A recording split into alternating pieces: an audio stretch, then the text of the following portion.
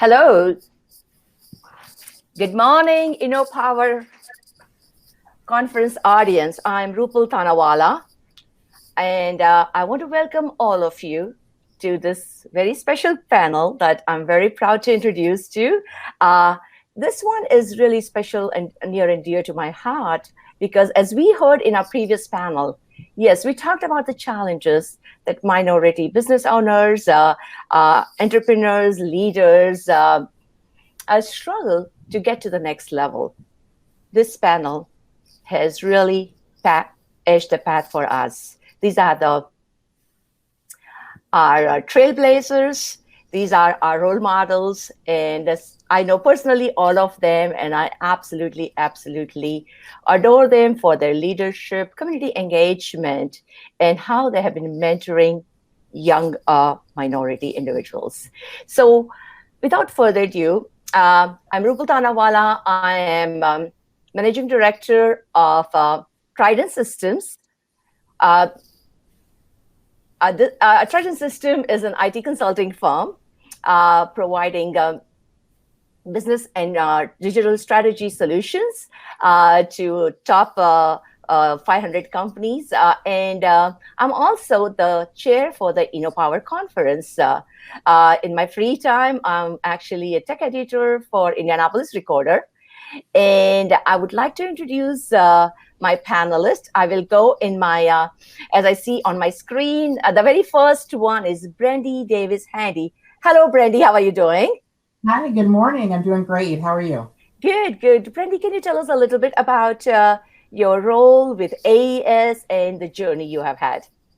Yeah, I currently serve as the Chief Public Relations Officer for AES's U.S. utilities, which includes AES Indiana, formerly Indianapolis Power and Light Company, which I'm sure most people recognize the company under that name, but we rebranded in February of this year. And then AES Ohio, which serves the Dayton area of Ohio. And so I actually just rejoined AES earlier this year, but previously spent a little more than 5 years with the company. And, you know, in terms of my career journey and how I got to where I am today, I would say it's actually opposite of where I thought that I would be. I grew up telling everyone that I was going to be the next Oprah. My degree is in journalism and really planned to spend my career, making my way up the newsroom or the media market versus the corporate ladder. But truly, after a few years of reporting, I realized that there's so many different ways to tell a story. And that's when I made my graduation from journalism to PR, marketing, and communications. And I've worked in a number of sectors, not-for-profit, transportation, education, but I've really found my home and a love for the utility industry, and especially at a time where this industry is going through just a complete transformation. It's a great time to be in the energy sector. Awesome. Thank you for joining, Brandy. On my screen, the next speaker is Dana Pittard. So hello, Dana. Thanks for joining. And by the way, me and Dana has a special connection. We both are huge fan of West Point. So sorry if we have any Naval Academy or any Navals and Air Force fans on the audience. We love you, but, well, we are a little biased. Right, Dana? Hi, Raquel. How are you? Good. Congratulations to Raquel's son, who's currently a student at West Point. Very, very proud. We all are in the Indianapolis area of Raquel. Well, as Raquel said, I'm Dana Pittard. I'm a Vice President for Defense Programs for Allison Transmission. We're in charge of our defense products, which are in 110 countries around the world. Been with Allison now 5.5 years. I joined in October 2015, following several decades in the U.S. Army. I retired as a Major General, and I'm glad to be here. Thank you. Thank you very much, Dana. On my screen, the next person is Rodney Cotton. Hello, Rodney. How are you doing? Rodney, Hey, Rupal, how are you? Good. Thank you for joining us. We would just like you to introduce yourself to our audience. All right. So my name is Rod Cotton. I'm Senior Vice President for Strategy and Transformation at Roche, and I'm also Chief of Staff for the CEO and his 14-member leadership team. I'm responsible for driving business integration and also strategy development and also transformation for the entire 3,000 person organization, responsible for driving our nearly $4 billion in sales. I've been with Russ for 20 years, and in that time, I've managed all the businesses on campus or in our portfolio. And I've also had a brief stint as head of medical and scientific affairs, even though I'm not a physician. So the fact that I've done all these different jobs and I've been here as long as I have, it makes me uniquely positioned for the job that I have today. I've also been in the industry now for, let's just say 30 years. I don't want to date myself too much, but and in that time, I've had direct P&L responsibilities, managing businesses from $500 million to $1 billion. And I'm delighted to be here. Congratulations to you and to InnoPower on this great and innovative conference. Thank you very much, Rodney. And my next speaker is Raquel Harris Mason. Hi, Raquel. How are you doing?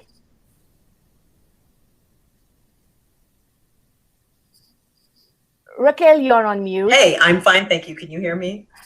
Yes, that's perfect. So I have the privilege of serving as the Chief Marketing Officer for Elanco, which you all should know well. The company in April of last year during the pandemic. I have the privilege of serving as Chief Marketing Officer. I'm getting a little bit of an echo. Can you hear that?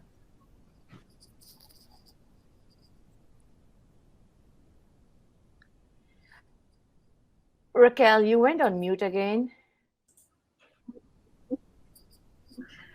I'm sorry, I'm getting an echo, but it has now disappeared. Oh, it's good now. Okay. So I'll keep going and I will.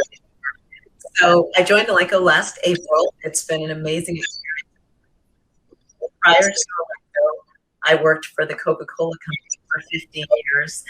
I'm a career marketer and manager. So lots of time at Procter & Gamble, Johnson, Abbott Laboratories, Holds. So, are you still getting echo, Rupal, or are you okay? It's okay. Sometimes your voice is breaking a little bit, but I think it's okay. Hopefully we'll be back on track. Most importantly, I've been married for 25 years to the love of my life. I have 3 children, 22, 20, and 17, about to head off to college. And I'm thrilled to get to meet my fellow panelists and get to be here today. Obviously, I think it's in the program, Chief Marketing Officer. All right. Thank you very much, Raquel. Welcome. So we have this amazing panel together, and I wanted to ask this question to all 4 of you, and I'm sure you all have a different take on this one, but you have on the top executive positions in some of the world's largest corporations, government agency, service, military, army, I'm going to say non-for-profit. But as you look back at yourself as a young child, and I know Brandy just touched upon it a little bit, did you really set the goals to be a top executive when you were growing? And or did you had a role model that you thought, hey, I wish I can be that? And let me tell you why I want to ask this question, because our audience is a wide range of coming from different demographics, and often we see that if you cannot see yourself, you cannot be that person. So that is one of the reasons why I want to ask you this question, that how did you shape your career or your dreams where you are today? And Brandy, you can go first. Yeah, it's a great question, and I mean, Rupal, as you alluded to, it's absolutely not where I saw my career going. First I was truly focused on telling stories from a reporter standpoint, and then when I switched to PR and communications, it was an exciting change for me going into the corporate world. But I really think the moment that I had where I had that switch in my leadership story, and it was probably less of a pivotal moment and more of just a realization, I started just truly, stepping away from like what I always call like my self-limiting beliefs. And so there were conversations that I was having in my head of like, hey, why aren't we looking at this as a business? Or why aren't we touching upon these opportunities? And I really, how many times have you walked in the hallway and you pass a senior leader and you just say, hi, how was your weekend?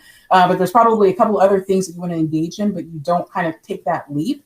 And it was really when I took that leap and put myself out there and really had the belief and kind of the ideas that I had inside of myself and was okay with sharing that and really starting those conversations with senior leaders. And, what led to, a few conversations at the company that I was at the time with the president of the company led to him coming to me more and more, wanting kind of my ear of, Brandy, what's your feel on this? What's your take on this? And probably years later, when he reached out with this opportunity, it's interesting because, sometimes, and that kind of gets into the mentorship conversation, sometimes there are others that see more in you than you see in yourself. And so I had never looked at myself as really, I didn't think being a member of the senior leadership team was going to be a part of my career journey as a communicator. But I realized that there was so much more that I was bringing to the company outside of my, kind of strategic communications thinking. And so it was a true aha for me. And I think has also been important in my journey as I've mentored others. That's the exciting part when you can bring out, that value that, that everyone holds that they may not identify at that time. Wow, that's a wonderful story, Brandy. Hey, Jenna, how did you, of course, you are an Army veteran and, I don't know whether growing up, you had a dream that, hey, I want to serve the country. I know you come with a military background from your family, but did you really thought that, hey, I'm going to be one day, leading the entire a mission to Afghanistan and, just leading where you are today? Well, in fact, I enjoyed what Brandy just said. It's very inspiring. At least for me, I came from a military family. We lived all over the United States. And it was really in the 4th grade that, believe it or not, I was reading a National Geographic magazine. It was August of 1969. And there was this picture. In fact, I carry this with me always. So this isn't just a prop, but from August 1969. And there was this picture. You can't see it, but it's Dwight D. Eisenhower as the Supreme Allied Commander of Europe right before D-Day. And I looked at that picture and said, I want to be that. And so that evening, in the back porch of our house, I called kind of a family meeting and told my parents, hey, I want to go to West Point. I want to be an Army officer. One day I want to be a general, and I want to be President of the United States.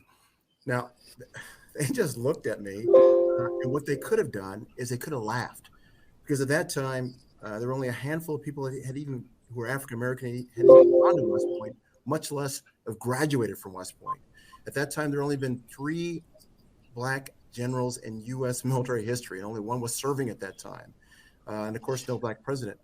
But what they did, and I think this is key for everyone who does mentorship, is they said, okay, if you're willing to work hard, and of course, that they reminded me every time I stumbled on a grade or anything else for the next couple of years. Okay, I can get a West Point with grades like that. But 8 years later, I entered West Point, United States Military Academy at West Point. I became an Army officer, later became a general. I didn't become the president, but still did okay.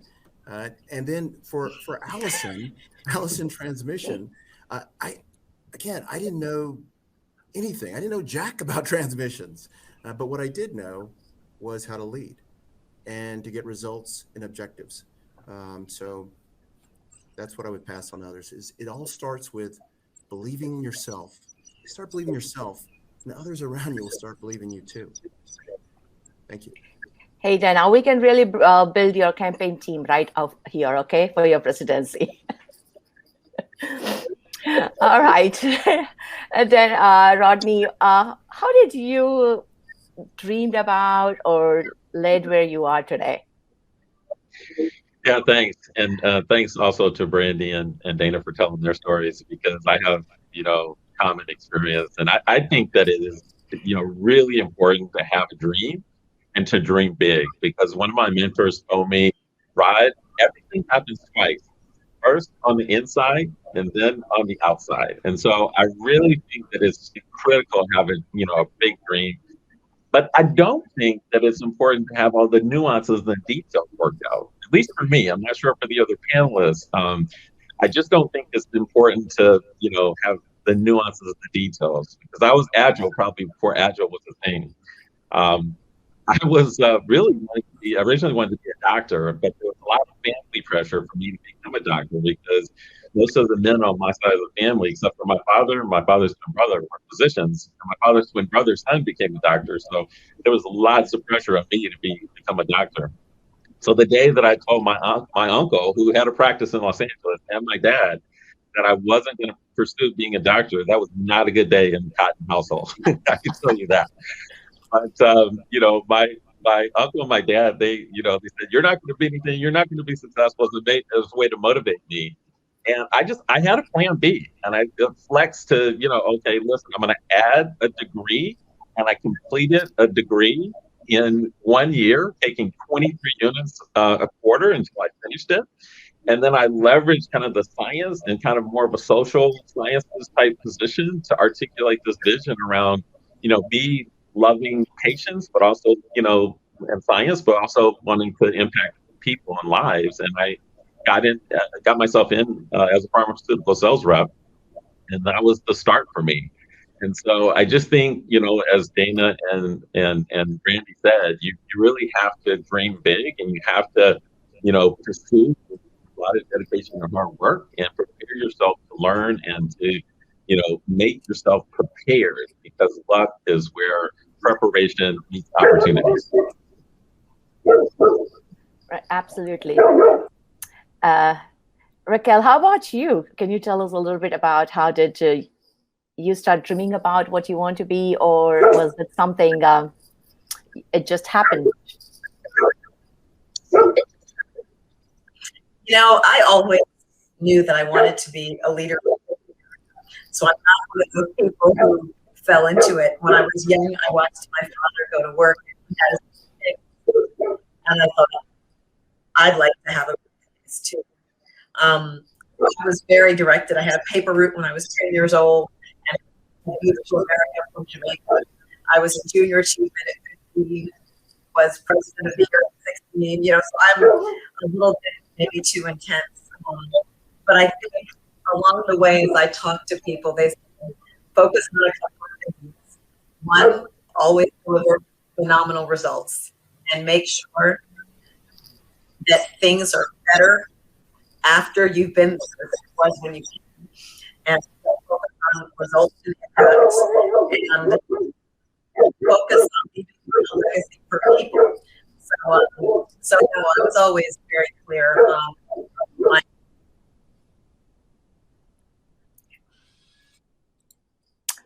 Excellent. So, wow, you all four have such an inspiring stories, and how you took your dream as a child to where you are today. But then, I'll tell you that many of us, personally, I can tell you about myself. First of all, I never dreamed about that I can do what I am today. But at the same time, when I was advancing my career, there were some pivotal moments, where I was just 16-year-old, and some of my friends said, "Hey, you don't want to be a housewife, and you just don't have to not go to college. You can be an engineer." And that's how I became an engineer. And later on, when I moved to US, I had some of the great mentors, and one pivotal moment where I realized that if I want to grow my career, I have to go for my MBA, and I have to take certain roles that actually can lead me to the next level. Were there any pivotal moments or a mentor or maybe an aha moment in your life that you said, I need to now take or, reroute my career in a different direction. And, again, Brandy, I'll just for the sake of, my screen, how it moves and all, I'll just go with you first. But anybody else can jump also. Yeah, I would say, it's really similar to what I mentioned earlier, that I don't think that I had a moment like that, but I also think what's been unique about my journey is that it just feels very unscripted. And so I've really, throughout my career, focused on, how I'm being true to myself. So what's interesting, now serving in a senior leadership role, and within kind of a Fortune 500 global company, Rupal, I actually don't have my MBA, and it's a conversation I have with my dad all of the time. But I think that's really interesting and speaks to those that are looking at where they are in their place right now and what their next move is that it's so unique and specific to what you want to do. And I can't remember and I believe it might have been Rod earlier who mentioned that, kind of the word dream. Like, I have that word dream all around my office because I really think that all of us individually have the ability to create your pathway.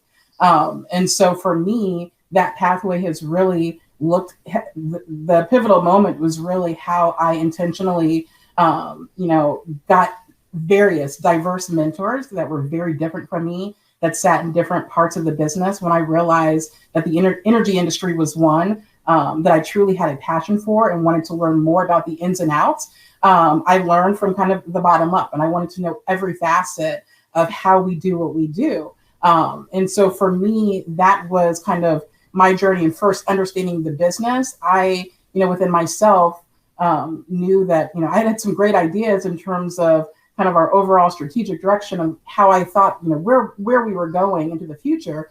But, for me, that pathway didn't include the MBA, but it's different for everyone. And so I'm curious if that resonates with others on the panel or how unique kind of their journey has been as well.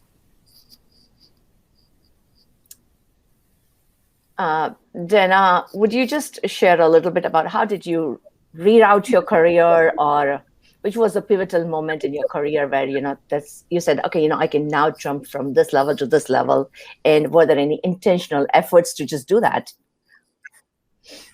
I wish it was, so on purpose like that. I wish I had the tools of Brandy to be able to kind of do that. For me, it wasn't quite like that. I had a number of aha moments, and it depended. One was when I was at the John F. Kennedy School at Harvard. That was an aha moment of, wow, there's so many good people here doing so many different things. I need to step on my own game to an extent. But it made me realize that there was more out there than just what I was doing actually, in the military. And I was fortunate because I had many of the tools, whether it was education, background, to be able to make different leaps into different things. I often think, though, and I'm tainted a little bit because on Friday I spoke at a place that was Legacy Early College in South Carolina. It was a school that serves an underserved community. 94% of all the students are Black and brown, but yet 100% are going to college. The vast majority of them, single parent homes, so many obstacles in their ways. So I think about that as I'm answering this. I think about what Rodney said, that, hey, with his family, they were doctors. I heard Brandy talk about, I talked to my father. There are so many people out there who don't have that. And that limits one's chances initially, unless in fact we reach out as mentors and look and reach for folks, all sorts of folks, similar to what Brandy kind of mentioned, of all different colors, mentored me over the years. In fact, the majority of the people who mentored me were white, because there weren't any Black mentors really in the senior ranks of the military. Coming to Allison, the first vice president in their history, their 106-year history. Other people are sort of looking at me, mentoring others. And I feel strongly that I should not be the last, that there should be many more behind me. And so we're working on that. But it's slow because it's the Midwest. It's Indianapolis. I'm finding that out. I'm originally from Texas. Didn't know a whole lot about this area, but I'm finding out. So I guess getting back to the aha moment, I had a number of aha moments throughout. And it's adapting and learning when that occurs. No, I think that's great. We have unique culture, I don't know we would admit that, but trust me, it just takes a while for some new person to, make friends in Indiana, and it's you'll experience your hospitality. I've been living here for 25 years, and it's been a great experience for me. So, Rod, what would you say about the same question? Yeah, happy to respond. I completely identify with what Dana said, and also what Randy said. For me, as I said, my last comments, it was important for me to prove to myself that I was going to be successful, but also to my family. But I think a real pivotal moment for me came in my second job as a sales rep, because my first job only paid me $14,000 a year. Even back in those days, it wasn't a whole lot of money.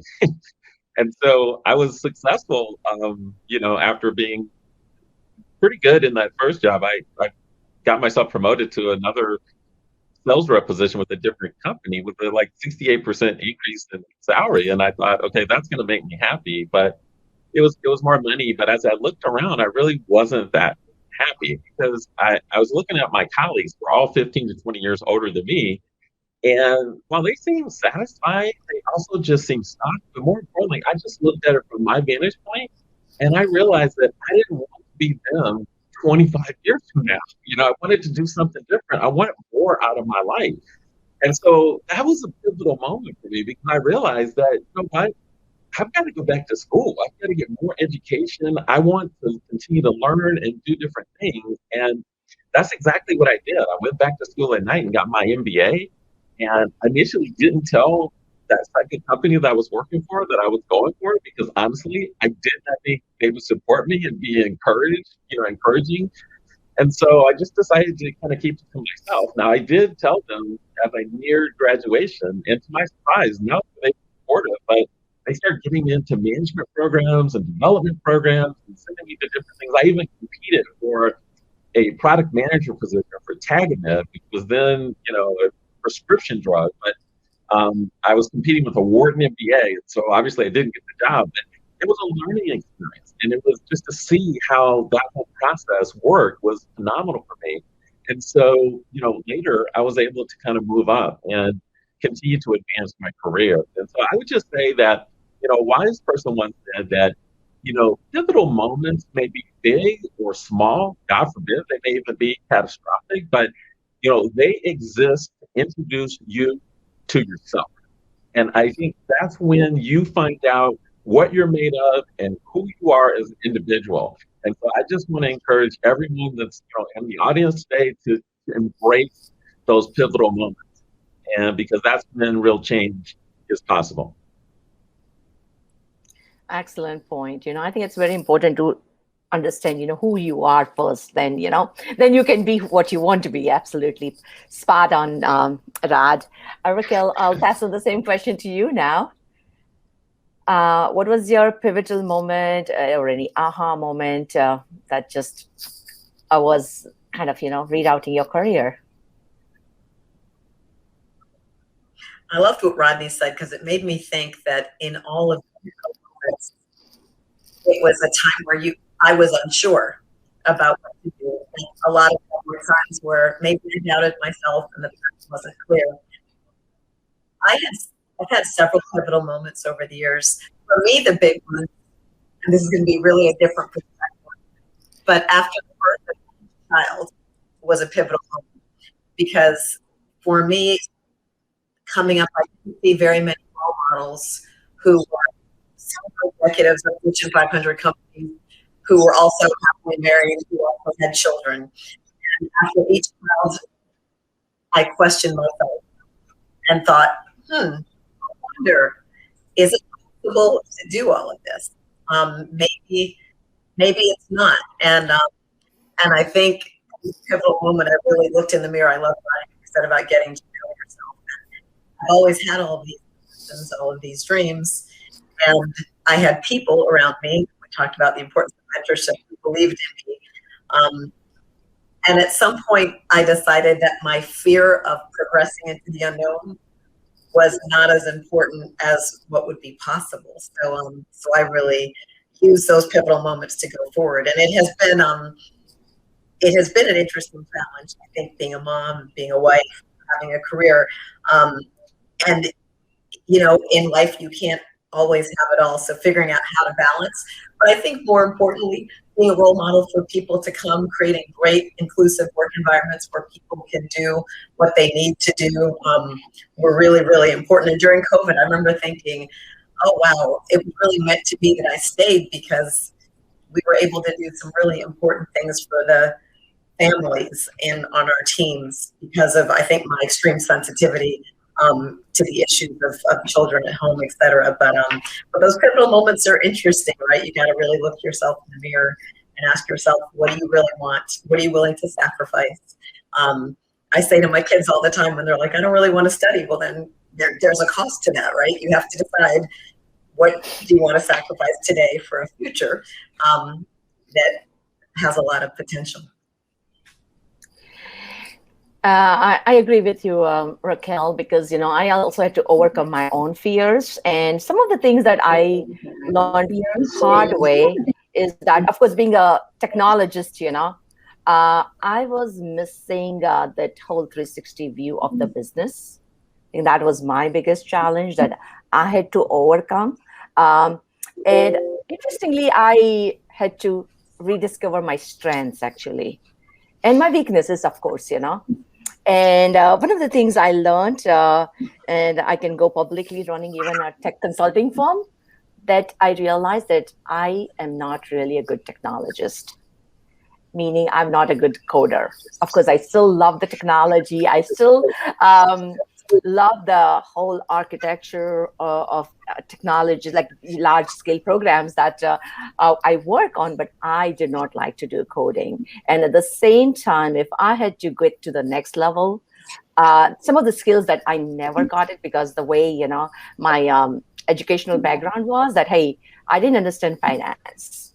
I did not understand sales and marketing, and I figured out that's actually my strengths, but I was not really paying attention because I just stuck myself in just the technology corner of the company that I was working for.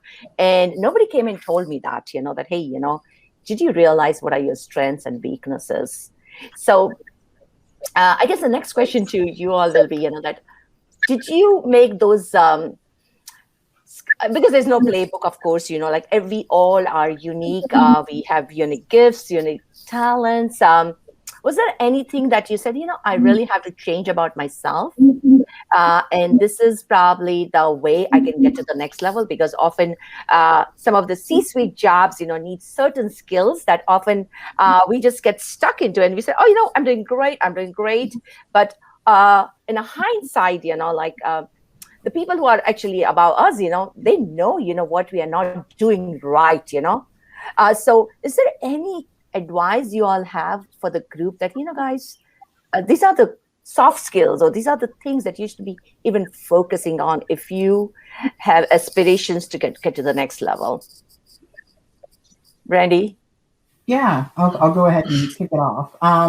Yeah, and it's a great question, and there's so many skills that we need to really hone in on in terms of how we show up as a senior leader. For me, the one that I feel like is probably talked about the least, but I think has been most important in terms of how I show up, is self-awareness, and it's really about being very intentional about how you show up and understanding the great responsibility that you have as a leader. The fact that everything that I do, the conversations that I'm having with those on my team every single day, impacts lives. And so, if you kind of break it down and think about anything from your verbal to your nonverbal cues, to your attitude, to your attentiveness, to the tone that you set, can be the mirror of how someone looks at themselves in the organization. And so there's a lot of things that I've known, and I've worked with some great people in my career, and I've had someone come to me. Everyone's been in that place where, someone comes to you and they want advice on a situation that they've had with their leader.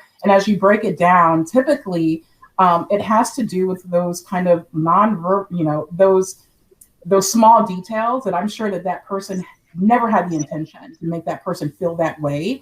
But when you step into a senior leadership position, the microscope is always on you. And I remember it's as simple of a conversation as this. Probably a few years ago, I had a one-on-one with my executive assistant, and she gave me some feedback that has really stuck with me to this day. And she goes, "Hey, Brandy," she goes, "I just want to talk to you about the fact that the last couple of weeks, I know that your schedule is busy and you've had to cancel or move around all of our one-on-ones, and that's fine. I get that." And she goes, "But I'm getting like 30 minutes with you a week. And when we're together, you're looking at your phone or you're checking your computer." And for me, and that gave her the feeling that, I've only got these 30 minutes of dedicated time, and I'm feeling like Brandy wants to be everywhere except where she is right now. And that was a huge lesson, because that's a feeling I never wanted her to have or to walk away with. And from that point forward, when I go meet with my team, I leave my laptop, if I leave my phone is down, or sometimes I even sit on it just to make sure that I'm not looking at it. And I want to make sure that I am fully focused on those who are in front of me. But it's small things like that I would have never known, but that's something that she carried with her, that, the conversations that Brandy is having with me are not important.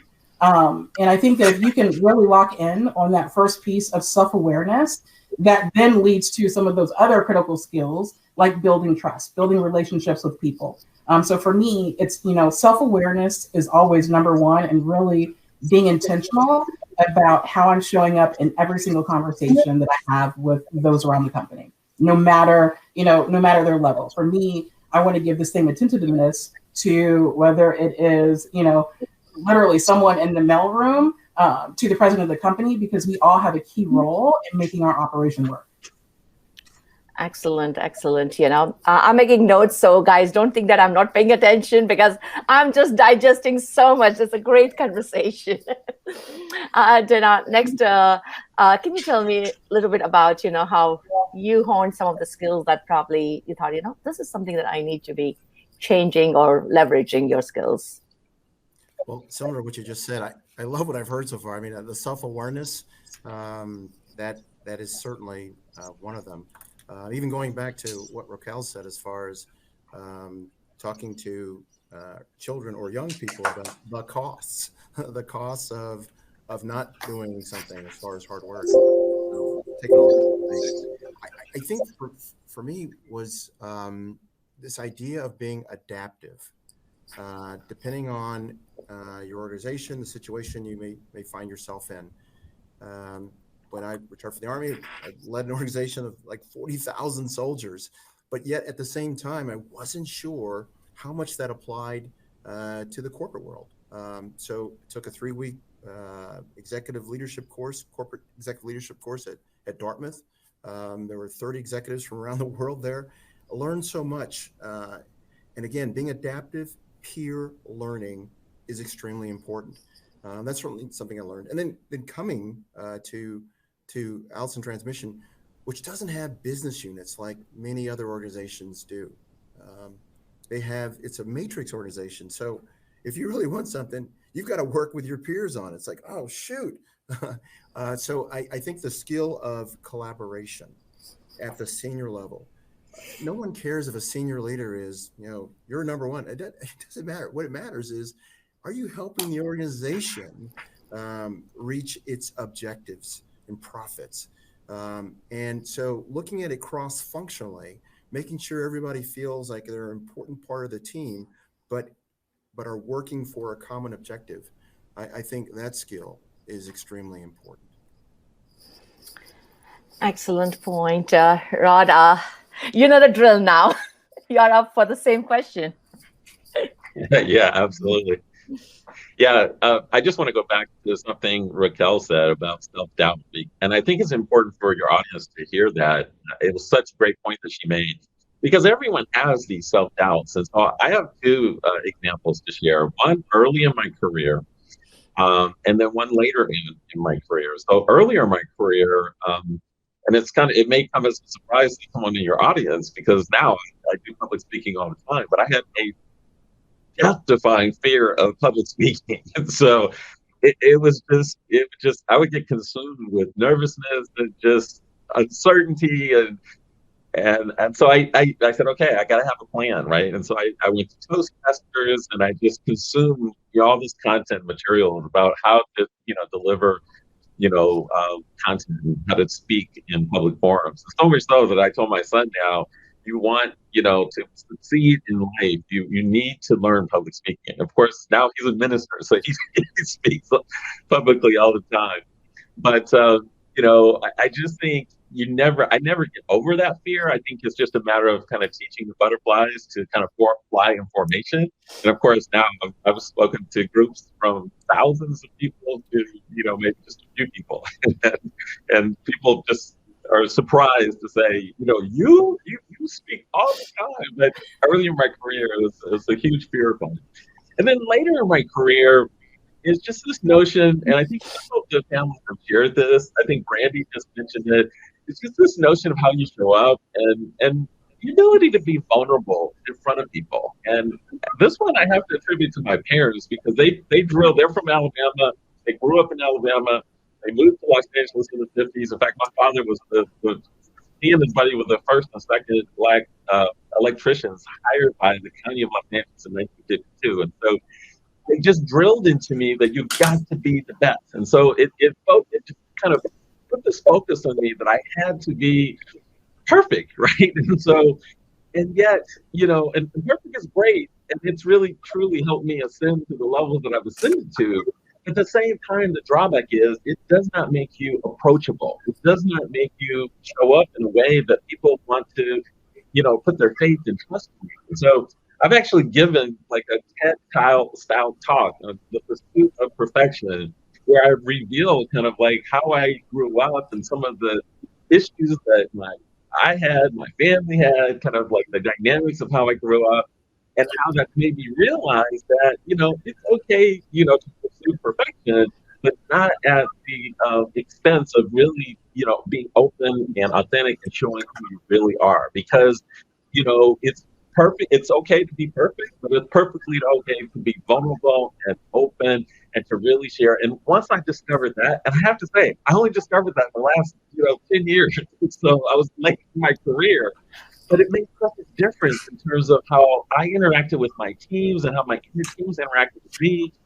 And, they just said, Rodney, just had no idea that, your story is like my story. And so I just encourage, people to be open, be vulnerable, tell your stories so that people can see themselves in you, and then everyone will benefit. Oh my gosh, Rod, you literally made me think about today's conference and how did I come all the way, because I did not study English my formative years till I went to the college. So I studied in my native language, and I still have that discomfort in myself, because English is my second language. And early on, somebody did mentor me that, Rupal, you have to get over that fear. You may never speak a perfect English. That's okay, but you need to keep practicing it. So, and I've heard you many times in very forum. And by the way, I need your TED Talk link also. I'm definitely going to follow you on that one. All right, Raquel. All right. What would you say for that question? Well, first of all, I want to say that I'm in the process of moving to Indianapolis. I hope I have 3 new friends on the panel, because these are amazing people, and I loved what they said about self-awareness, about being adaptive, collaboration, relationships. I think what I would add is, because so many of us are focused on being the best and being perfect, as Rodney talked about, we don't recognize the importance of, one, you don't always have to be right. I was such a purist, right? I did go to work. I did go to Kellogg. I know my numbers, and I am passionate in my point of view. And I made a lot of mistakes being right.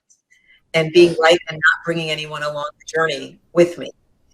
I've learned over time that it's better to be 70% right with 100% following than 100% right and no following. And so the notion of right, something else I learned, which someone had told me, was I always felt like I had to tell the unadulterated truth. And it had to be fully inclusive of how I felt about you and how you acted. And really, I didn't. I did. It's so important to be the positive person. You're laughing, Dana, you know it's right. And I totally learned the hard way that it is so important to be positive and to leave a trail of positivity everywhere you go. It will never serve you to make an enemy. It will never serve you to make someone look stupid or bad, ever. It will always come back. And my mother-in-law likes to say, be careful about digging a grave for anybody who fall into it. The last thing that honestly, I'm like a little bit like Rodney, except I'm more in the last 5 years.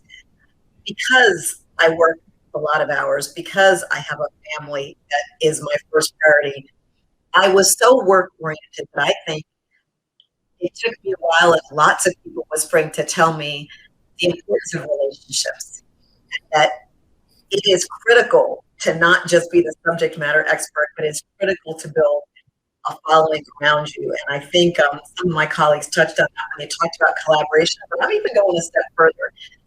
There was some folks at P&G that talked about this notion of familiarity, comfort, and trust, and that people get all caught up in work perfectly. But what really gets you promoted, what really gets you into those circles that are elite, is people being familiar with you, people being comfortable with you, and people trusting you. And comfort does not come from sending the perfect recommendation and making the perfect presentation. Comfort comes from having an idea about what someone's kid is doing, knowing that Rupal's son is at this point, having an idea about what Dana likes to do in his spare time, and being someone who someone might want to go have a cup of coffee with. And I think a lot of us, because we are minority, we have to be 5 times better. We focus so much on the work that we forget to build in that very critical softer side. And I'll tell you, when I started to build that in, and intentionally, by the way, I love people. It's not unintentional. It's just that I was so driven. When I started to build that in, all of a sudden, I couldn't get promoted fast enough. And I said, what's different? What's different was that people felt warmth emanated from me. People felt comfortable with me. People got to know me. No, excellent point. Thumbs up from Rodney. Yeah. No, I think I made some notes, like from all of you that, hey, have a self-awareness, get over your fears, build relationships, and, be adaptive. I think that's really key skills. Probably I'm also going to keep working on that. But one skill that I've seen amongst all 4 of you, I'm so grateful for your contributions to the community, of course. Dana, I follow you on all of your CNN conversations and many other forums. You talk about racial injustice and some of the challenges, minorities face, not only just in corporate world, but in the army. I've been always listening to your sessions. Brandy, you have been one of the powerhouse community leader. I don't know how you do, sitting on all the boards and giving back. Rodney, I remember very, very early on, probably I think that dates 10 years back, when you were the first one to take on diversity inclusion initiative at Roche, and we had the greatest conversations. And Raquel, hey, we both are Kalal Alam, so right, I've seen you doing so many things. I follow you on the social media and everything. Oh my gosh, we are all talking about paying it forward, and you have been doing it. Of course, that's why you are here today, because you believe in it. We have 5 minutes to go over what are the different ways you paid forward, and why it's important for the senior leaders to be doing it, because often people get so busy doing their day job. I know you all have very big job, and sometimes people get so busy doing that, and why it is so important, and how do you do it, Brandy?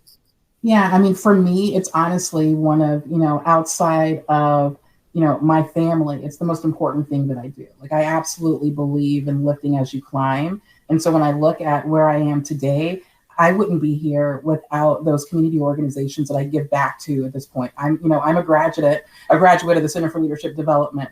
I went to all the Circle City Classics. I participated in Black Expo. It was the college tour that led me to my path of going to an HBCU.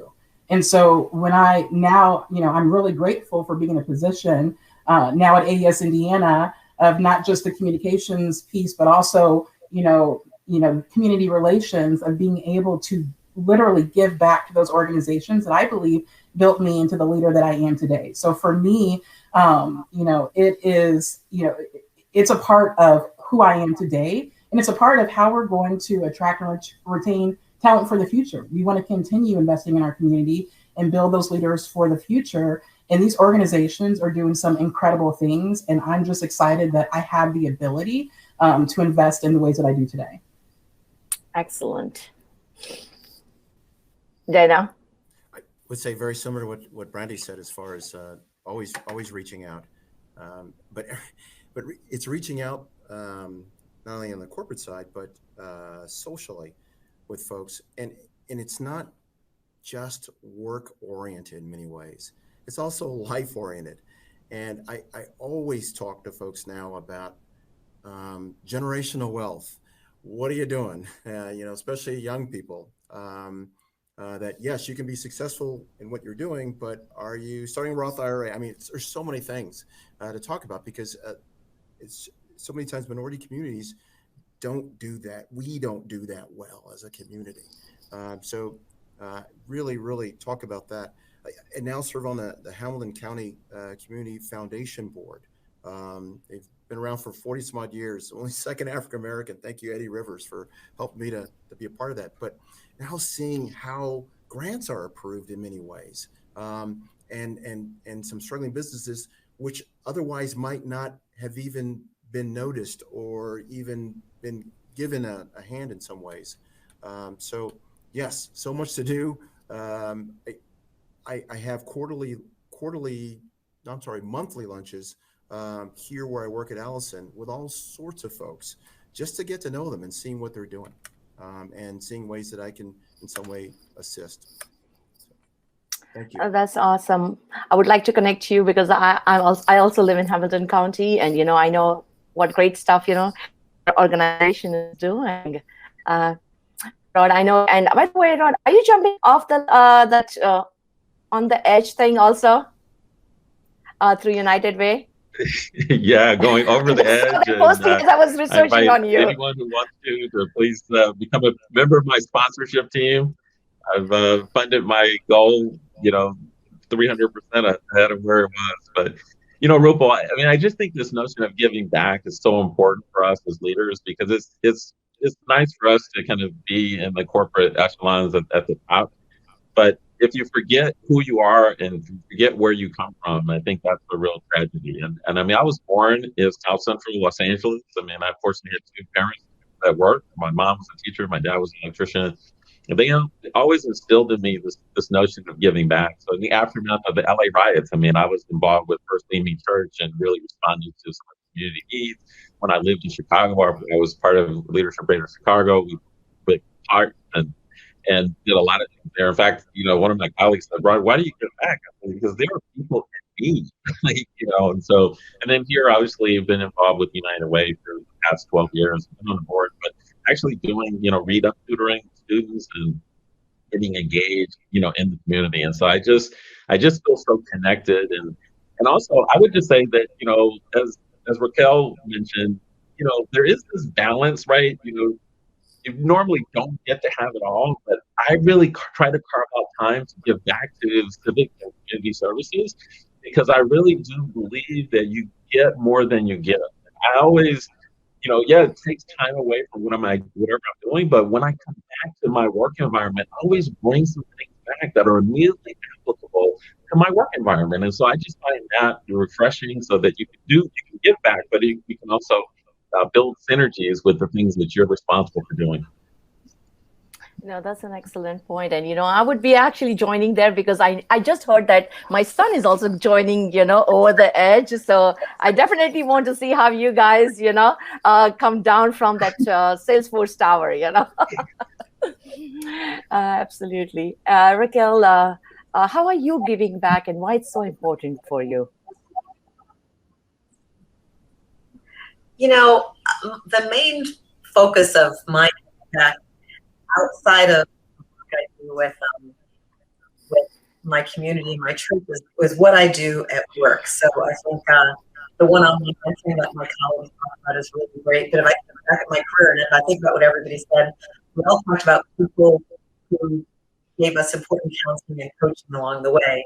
And one of my mentors a while ago was Kathy Waller, who was the Chief Financial Officer of Coca-Cola. And what I loved about how she mentored me is I didn't always have to reach out to her. And I love what Dana said about he's trying to get to know people.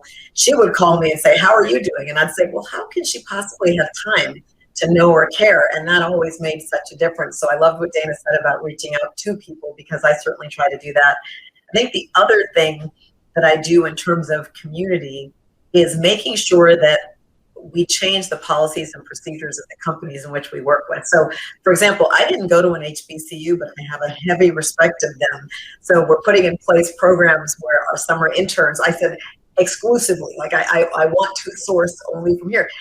If I won the lottery and left tomorrow, that program would be in place and someone would have to work to undo it. So I really work on what are the systemic, programmatic process things that I can put in place to ensure a diverse and inclusive environment, because I think that's the power of the job, right? That's the power of the chair, is to change it for the next generation.